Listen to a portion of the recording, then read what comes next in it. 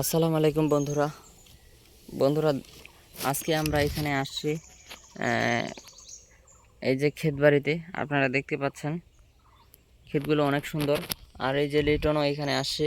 আমরা এখানে প্রায় আসি, বাতাস বাতাস টাতাস খাই, কামড় দিছে, বাতাস টাতাস খাই।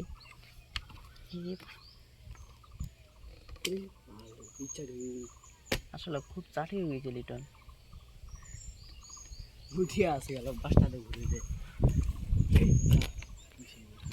দেখুন এখানে চাটে খুব, এই চাটিলার ব্যবস্থা করা যায় না।